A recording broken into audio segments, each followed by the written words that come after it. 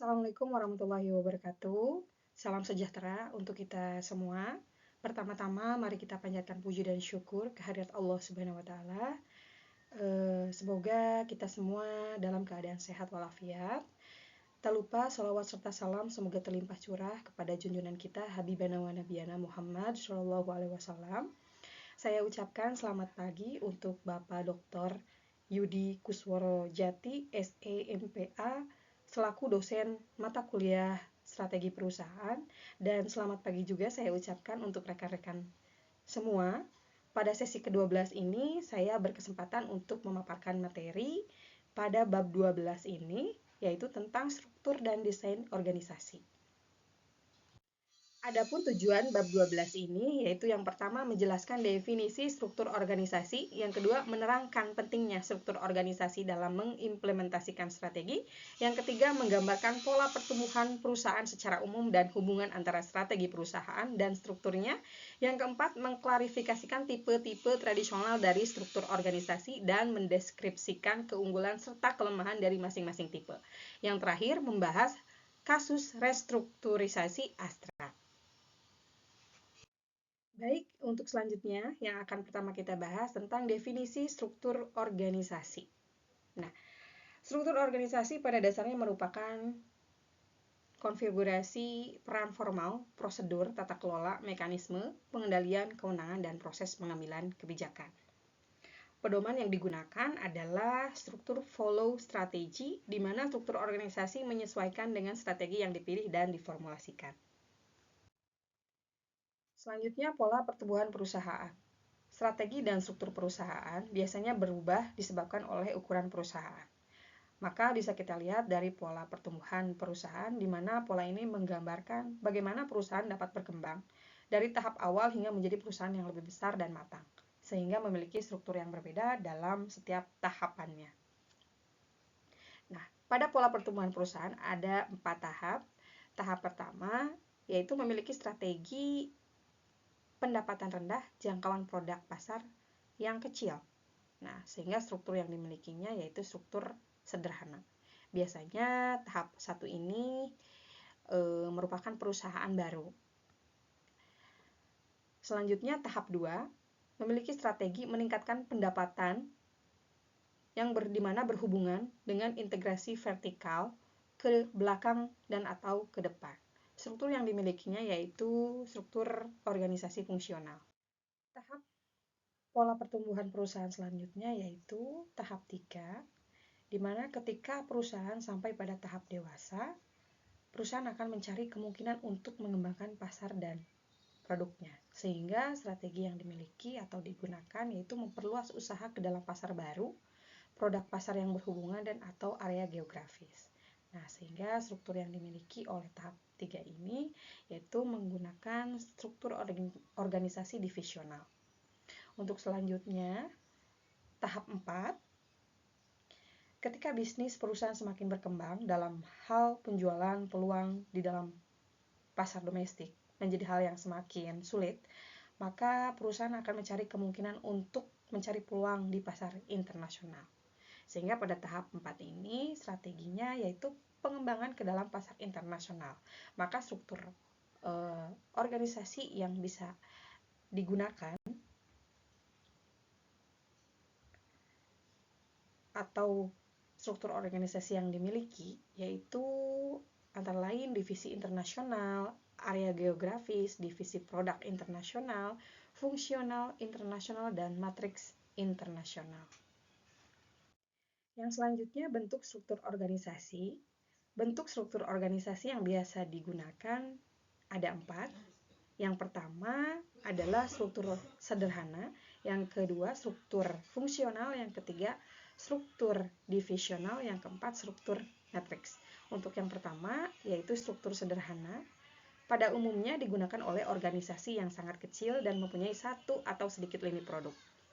Karakteristik utamanya pada struktur sederhana ini adalah biasanya pemilik perusahaan bertindak merangkap sebagai manajer dan membuat hampir semua keputusan perusahaan.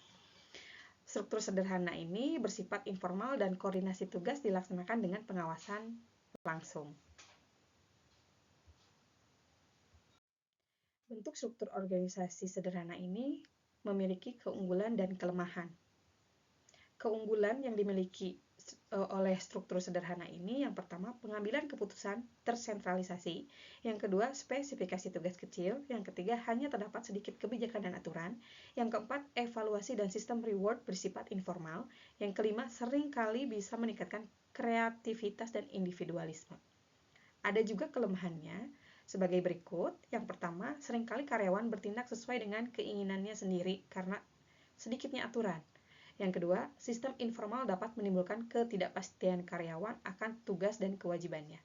Yang ketiga, struktur organisasi ini datar sehingga berkurangnya kesempatan karyawan untuk bisa meningkatkan karirnya. Untuk bentuk struktur organisasi kedua yaitu struktur fungsional. Struktur fungsional ini ditemukan dalam organisasi di mana produk dan jasanya berhubungan, mempunyai volume produksi yang tinggi, dan berintegrasi vertikal. Dalam struktur fungsional ini, perusahaan cenderung untuk memperluas keseluruhan jangkauan operasi mereka dengan cara melakukan penetrasi pada pasar yang ada, memperkenalkan produk yang sama ke pasar yang baru, atau meningkatkan tingkat integrasi vertikal. Pada bentuk struktur fungsional ini juga memiliki keunggulan dan kelemahan. Untuk keunggulannya, antara lain, penyatuan spesialis meningkatkan koordinasi dan pengawasan. Yang selanjutnya, pengambilan keputusan yang tersentralisasi meningkatkan perspektif antara fungsi dalam organisasi, penggunaan bakat manajerial dan teknikal yang efisien, jenjang karir dan pengembangan profesional pada bidang spesialisasi menjadi dipermudah. Nah, adapun kelemahannya yaitu perbedaan orientasi bidang fungsional menghambat komunikasi dan koordinasi, kecenderungan para spesialis mengembangkan perspektif jangka pendek dan orientasi fungsional yang sempit, konflik antar bidang fungsional yang bisa membebani pengambilan keputusan manajemen puncak, sulit untuk menetapkan standar kinerja yang seragam.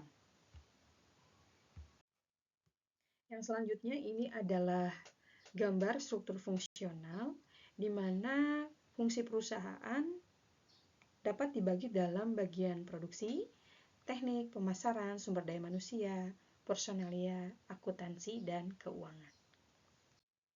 Untuk struktur organisasi selanjutnya yaitu struktur divisional. Struktur divisi atau yang biasa disebut struktur multidivisi terorganisasi di sekitar produk, proyek, atau pasar, di mana struktur divisional ini menekankan pada kesatuan unit otonom relatif yang diatur oleh kantor korporat pusat. Divisi operasi secara relatif berdiri sendiri dan terdiri dari produk dan jasa yang berbeda dari divisi yang lain. Nah, dalam struktur divisional ini ada dua variasi atau bentuk struktur organisasi divisional, yaitu unit business strategic atau UBS dan struktur perusahaan indung atau holding company. Sama halnya dengan bentuk struktur organisasi yang lain, struktur divisional ini juga memiliki keunggulan dan kelemahan. Untuk keunggulannya, peningkatan pengendalian strategik dan operasional memudahkan CEO untuk menyelesaikan isu-isu strategik.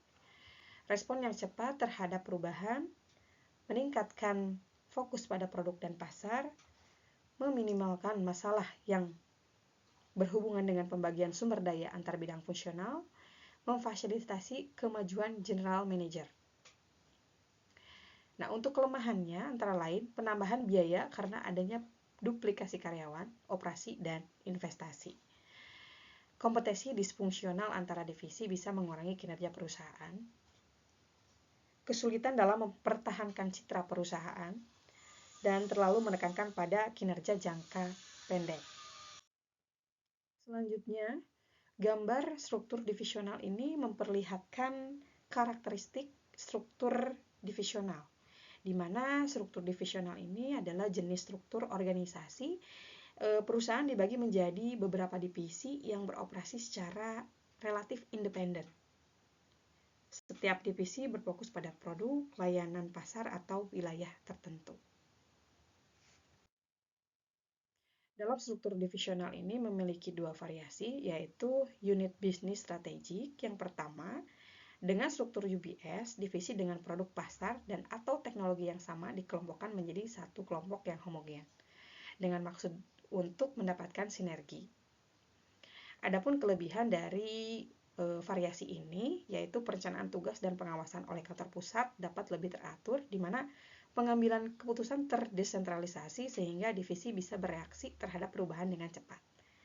Nah, adapun kekurangan dari variasi ini yaitu sangat sulitnya bagi divisi untuk memperoleh sinergi antar UBS, di mana tingkatan dalam manajemen meningkat sehingga meningkatkan jumlah karyawan dan pengeluaran overhead, serta semakin menjauhkan kantor pusat dengan divisinya. Variasi kedua dari struktur divisional ini yaitu struktur perusahaan induk atau holding company. Struktur perusahaan induk atau yang biasa disebut dengan konglomerat sering digunakan ketika bisnis dalam portofolio perusahaan tidak mempunyai banyak kesamaan. Struktur perusahaan induk umumnya sesuai digunakan oleh perusahaan yang menerapkan strategi diversifikasi yang tidak berhubungan atau unrelated diversification. Adapun kelebihan dari struktur perusahaan induk ini yaitu menghemat biaya perusahaan. Otonomi yang diberikan akan meningkatkan motivasi manajer divisional dan memungkinkan mereka untuk merespons lebih cepat terhadap peluang dan ancaman. Namun ada juga kekurangan, yaitu kurangnya pengawasan dan ketergantungan manajer pada level perusahaan terhadap manajer divisi. Bentuk struktur organisasi yang selanjutnya adalah struktur matriks, di mana struktur matriks ini salah satu pendekatan yang mencoba untuk mengatasi kelemahan yang ada pada struktur-struktur lainnya. Struktur matriks adalah gabungan dari struktur fungsional dan divisional. Struktur matriks ini umumnya digunakan oleh perusahaan multinasional untuk mengkombinasikan dimensi produk dan unit geografi. Di mana dalam struktur matriks ini manajer produk mempunyai tanggung jawab global untuk pengembangan manufaktur dan distribusi pada bawahannya. Manajer wilayah bertanggung jawab atas keuntungan bisnis pada wilayahnya masing-masing. Struktur matriks ini juga memiliki keunggulan dan kelemahan. Untuk keunggulannya yaitu meningkatkan respons pasar lewat kolaborasi dan sinergi antar bidang, divisi, dan cabang. Yang selanjutnya memungkinkan penggunaan sumber daya yang lebih efisien, meningkatkan fleksibilitas, koordinasi, dan komunikasi, meningkatkan pengembangan profesional lewat tanggung jawab yang lebih besar. Adapun kelemahannya yaitu pelaporan ganda bisa menyebabkan ketidakpastian akuntabilitas, perang kekuatan bisa menimbulkan meningkatnya konflik, hubungan kerja menjadi lebih rumit dan terjadi duplikasi SDM, ketergantungan yang berlebih terhadap proses kelompok dan kerja tim bisa memperlambat pengambilan keputusan. Berikut adalah gambar struktur matriks versi 1. Dalam versi ini, perusahaan memiliki beberapa departemen fungsional termasuk manajer proyek dan tim proyek atau tim lintas fungsional yang dibentuk untuk mengatasi proyek-proyek spesifik. Setiap tim proyek terdiri dari departemen fungsional dan dipimpin oleh seorang manajer proyek. Karyawan adalah tim proyek memiliki tanggung jawab ganda kepada manajer fungsional mereka dan manajer proyek. Di sini terlihat hanya manajer proyek menangani 4 proyek, yaitu proyek A, B, C, dan D, di mana karyawan memiliki tanggung jawab ganda kepada manajer proyek dan manajer fungsionalnya masing-masing. Berikut adalah struktur metrik versi 2. Dalam versi ini, struktur matriks lebih berfokus pada produk atau layanan yang ditawarkan oleh perusahaan. Departemen fungsional tetap ada, namun dalam peran yang lebih koordinatif daripada hierarkis. Manajer fungsional lintas bertanggung jawab atas satu area produk atau layanan tertentu dan mengkoordinasikan sumber daya dari berbagai departemen, produk atau layanan tersebut. Nah, pada matriks versi 2 ini terlihat manajer proyek itu ada pada setiap proyek, tidak hanya dipegang oleh satu, tetapi setiap proyek dari proyek A, B, C ini memiliki masing-masing manajer proyek. Tujuannya agar lebih responsif terhadap perubahan pasar atau permintaan pelanggan. Baik, untuk selanjutnya, operasi internasional.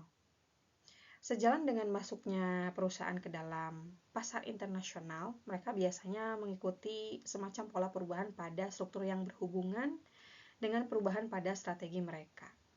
Setidaknya ada 3 kemungkinan utama yang mempengaruhi struktur yang diadopsi perusahaan dengan operasi internasionalnya, yaitu 3 hal itu adalah: 1, tipe strategi yang mendorong perusahaan dalam operasi di luar negeri; yang kedua, keanekaragaman produk; dan ketiga, perluasan di mana perusahaan bergantung pada penjualan luar negeri.